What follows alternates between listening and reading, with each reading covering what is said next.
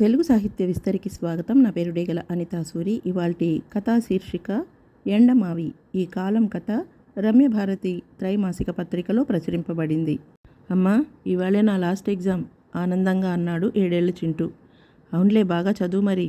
పుస్తకం చేతికిచ్చి ఆఫీస్కి తయారవసాగింది తల్లి. నాన్న, మరే సెలవుల్లో నన్ను ఎక్కడికి తీసుకెళ్తావు ఆశగా అడిగాడు చింటూ. ముందు ఎగ్జామ్స్ కానివ్వరా, బయలుదేరిక స్కూల్ ఆటో వచ్చే టైం అవుతోంది. నిన్ను పంపేసి మేము ఆఫీసులకు వెళ్ళాలి, తొందర పెట్టాడు తండ్రి. కట్ చేస్తే నిర్లిప్తంగా ఎదురు చూస్తున్నాడు చింటూ.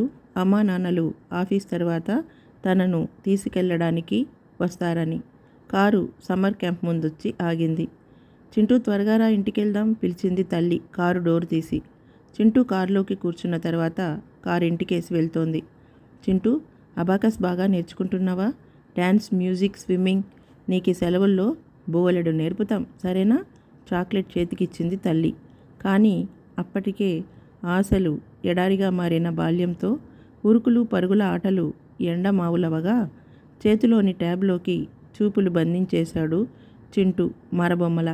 ఈ కాలం తల్లిదండ్రులిద్దరూ ఉద్యోగులైన విద్యార్థులకు సమ్మర్ వెకేషన్స్ కూడా సమ్మర్ క్యాంపుల్లోనే గడిచిపోవటం మనం గమనిస్తూనే ఉంటాం కదూ. ఈ కథ గనక మీకు నచ్చినట్లయితే కామెంట్ చేయండి. మీ బంధువులకు, స్నేహితులకు ఈ వీడియో లింక్ని షేర్ చేయండి, లైక్ చేయండి. మరిన్ని కథల కోసం మా తెలుగు సాహిత్య విస్తరి ఛానల్ని సబ్స్క్రైబ్ చేసుకోండి. మరొక ఆసక్తికరమైన వీడియోతో త్వరలోనే మళ్ళీ కలుద్దాం. అంతవరకు సెలవు, నమస్తే.